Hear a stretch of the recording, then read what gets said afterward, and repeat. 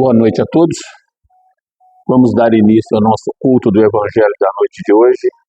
Como sempre o fazemos, uma leitura para a nossa harmonização do livro Palavras de Vida Eterna, ditada pelo Espírito Emmanuel, nosso querido Chico. Socorramos. Com a medida com que tiverdes medido, vos hão de medir a vós. Jesus, Mateus 7:2. De certo, observarás em toda parte desacordos, desentendimentos, desajustes, discórdias.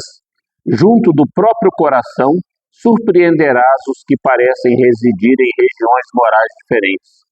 Entes amados desertam da estrada justa. Amigos queridos abraçam perigosas experiências. Como ajudar aos que nos parecem mergulhados no erro? Censurar é fazer mais distância, desprezá-los será perdê-los. É imprescindível saibamos socorrê-los através do bem efetivo e incessante. Para começar, sintamo-nos na posição deles a comungar-lhes a luta. Situemo-nos no campo dos problemas em que se encontram e atendamos à prestação de serviço silencioso. Se aparece oportunidade, algo façamos para testemunhar-lhes apreço. No pensamento, guardemo-los todos em vibrações de entendimento e carinho. Na palavra, envolvamo-los na bênção do verbo nobre. Na atitude, amparemo-los quanto seja possível. Em todo e qualquer processo de ação, fortalecê-los para o bem é nosso dever maior.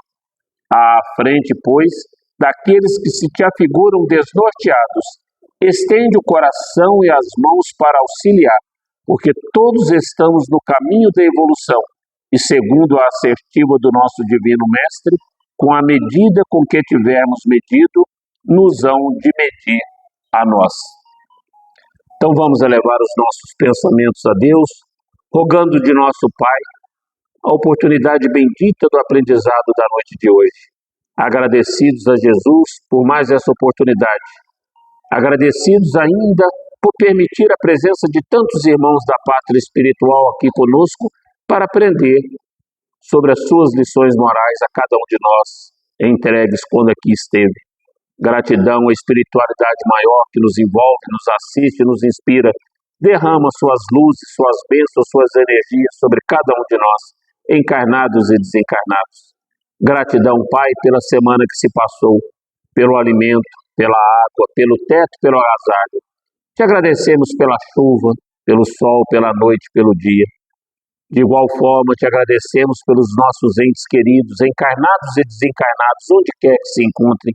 Te damos graças pelos amigos e te rogamos também por aqueles que se julgam nossos inimigos, que a mesma paz, o mesmo equilíbrio, a mesma serenidade e sabedoria que rogamos para nós outros, recai igualmente sobre cada um desses nossos irmãos. Mas como pedintes que somos, Pai, te pedimos, permita que nesse instante nossa Mãe Maria, juntamente com os samaritanos e os legionários do bem, visite a todos os nossos irmãos suicidas, levando até eles as nossas vibrações de afeto, de carinho, de amor e ternura, que eles se sintam abastecidos, reenergizados para os embates que ainda estão por vir, mas que em breve possam estar juntos novamente de nós. Com a oração que nos ensinastes, damos por iniciado o culto do Evangelho da noite de hoje. Pai nosso que estais no céu, santificado seja vosso nome, venha a nós o vosso reino, seja feita a vossa vontade, assim na terra como ela é feita no céu. O pão nosso de cada dia nos dai hoje. Perdoai as nossas ofensas, na medida em que perdoarmos aos nossos ofensores. E não nos deixeis entregue às tentações, mas livra-nos, Pai, de todas as tentações e de todos os males, hoje, agora e sempre.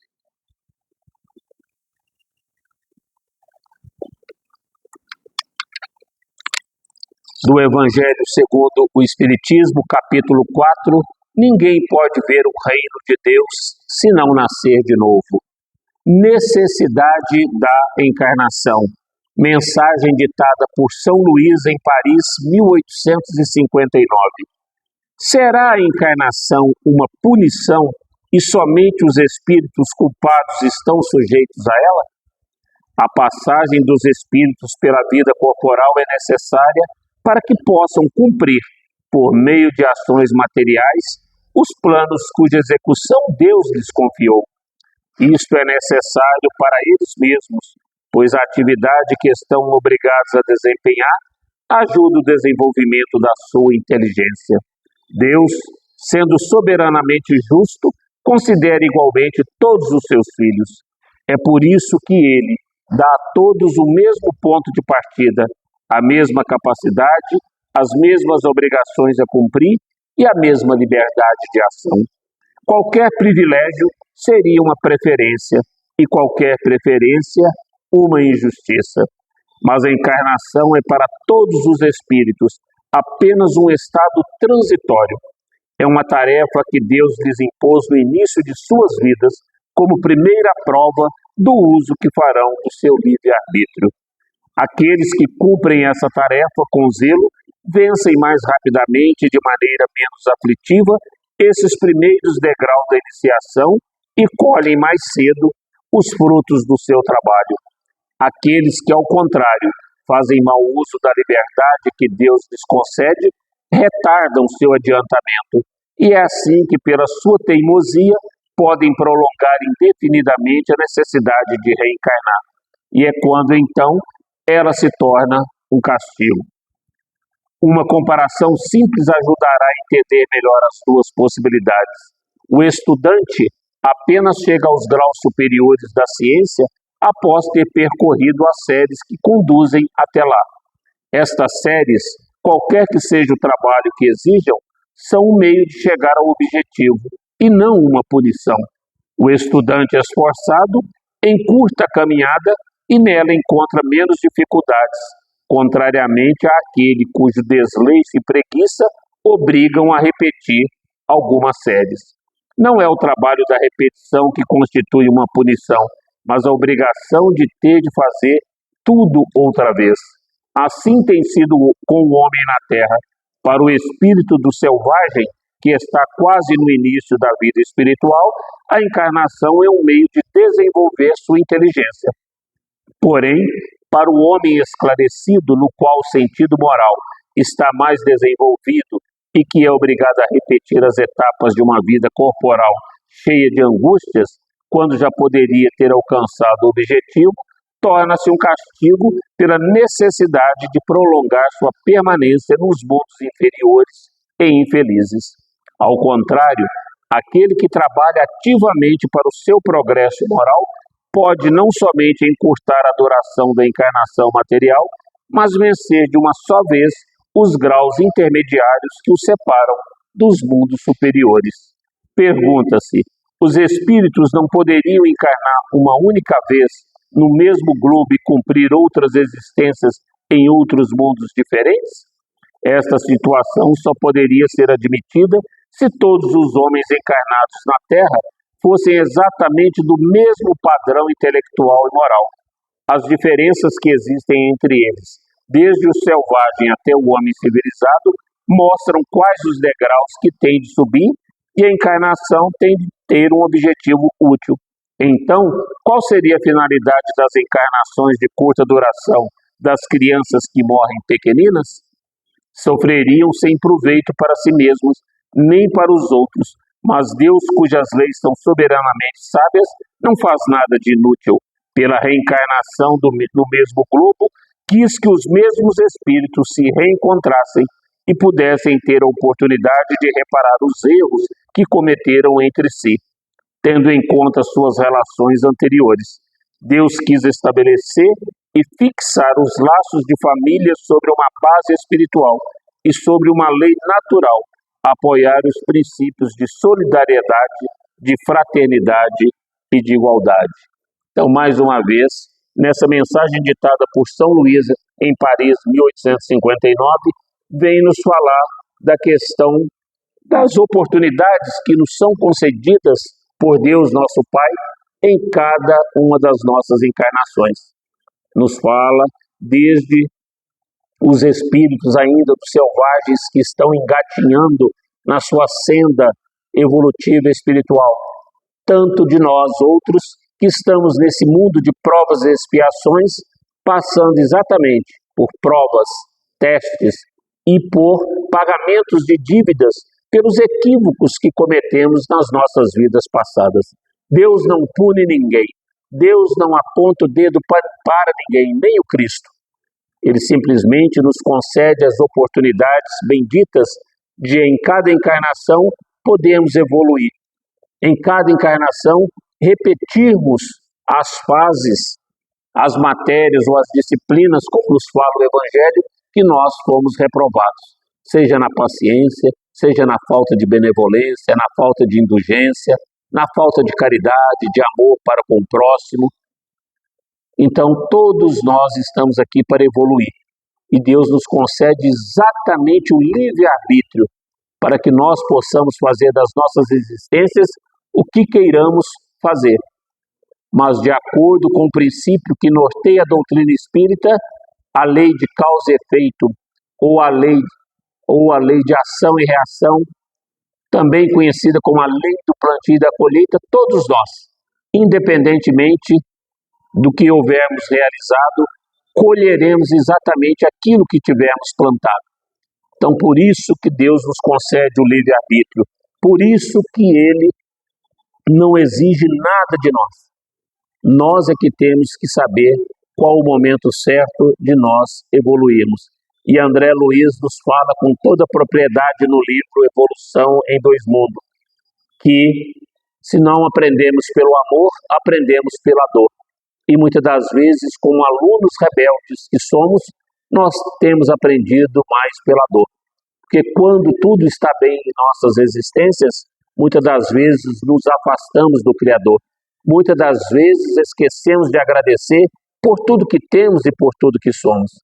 E é exatamente por isso que as encarnações são necessárias para que nós possamos avançar, para que nós possamos crescer, para que nós possamos praticar todos os ensinos que o Cristo veio aqui neste plano nos exemplificar.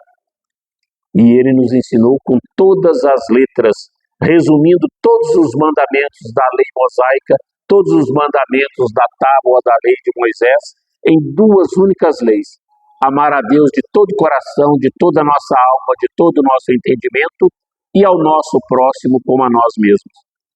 Erraríamos tão pouco se nós praticássemos esses ensinamentos que o Cristo nos trouxe.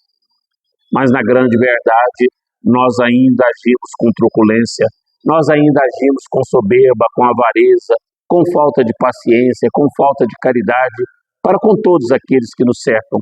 E a família que nos foi concedida é exatamente o lar que nós necessitamos para reparar tudo aquilo que nós tivemos feito de equivocado nas nossas vidas passadas. É o amor que nós não concedemos, é a paciência que nós não tivemos. Então, tudo isso é necessário para com os nossos pais, para com os nossos irmãos, para com os nossos filhos e para aqueles que nos cercam. Então, muitas das vezes, aquele ente que a gente fala que é um ente difícil, que é um parente que nos traz muito de sabor, é exatamente o parente que nós, em vidas passadas, renegamos e que agora necessitamos reparar as faltas e os erros que para com ele nós houvermos cometido. Então, as nossas encarnações ajudam exatamente no desenvolvimento da nossa inteligência e no desenvolvimento dos nossos sentimentos. Se nós pararmos para pensar, observaremos que hoje nós já nutrimos sentimentos maiores de caridade, muitas das vezes de bondade, mesmo que passageiros, por aqueles que nos cercam. E a gente pode perceber isso quando, nas campanhas que vemos sendo realizadas em todos os rincões do mundo, onde se arrecada agasalhos, onde se arrecada alimentos, e nós hoje já temos condições, pelos nossos sentimentos de auxílio ao próximo, de ajudar naquilo que podemos. Antigamente, com toda certeza, nós não faríamos isso quando estávamos engatinhando na nossa senda evolutiva. Então devemos aproveitar esse livre-arbítrio para que nós possamos nos esforçar dia após dia, para que nas próximas encarnações nós tenhamos a oportunidade bendita de uma vida mais amena, mais serena, com menos provas, com menos testes e com menos expiações a serem pagas, porque aquilo que nós estamos plantando hoje será exatamente o que nós colheremos nas nossas próximas existências. Então, que não percamos a oportunidade que o Cristo, que o Pai, tem nos concedido dia após dia, de sermos bons, de sermos indulgentes e de aprendermos a perdoar aqueles que nos causam, muitas das vezes, dissabores nessa presente encarnação, como nós também causamos a tantos entes queridos, a tantos amigos, a tantos que nos cercam. Então, que nós possamos fazer valer a pena a nossa presente encarnação. Então, mais uma vez, vamos elevar os nossos pensamentos a Deus, a Jesus, a espiritualidade maior que nos envolveu, nos assistiu, nos inspirou na noite de hoje, agradecidos por essa oportunidade bendita do aprendizado. Gratidão, Pai, por permitir a presença desses irmãos da pátria espiritual aqui conosco, que eles possam retornar à pátria espiritual levando o nosso carinho, o nosso afeto, o nosso amor, o nosso respeito, e que todos nós possamos nos auxiliar mutuamente no nosso dia a dia, através do pensamento, através da saudade dos entes queridos que já partiram, e assim podemos fazer valer essa presente existência com muita harmonia, com muito equilíbrio e com muito aprendizado, Senhor Jesus. Mais uma vez te agradecemos e te rogamos, assista nesse instante a todos os nossos irmãos necessitados nos presídios, nos asilos, nos hospitais geriátricos, nos leitos dos hospitais, aqueles irmãos que perambulam pelas ruas em estado de drogadição, que todos eles sejam assistidos pela tua luz e pela tua misericórdia, Pai. E com a oração de Maria, pedimos permissão para dar por encerrado o culto do Evangelho da noite de hoje. Ave Maria, cheia de graças, o Senhor é convosco. Bendita sois vós entre as mulheres, bendito é o fruto do vosso ventre, Jesus. Santa Maria, Mãe de Jesus, rogai por nós, pecadores, agora e na hora do nosso desencarne, e que assim seja. Gratidão, Pai.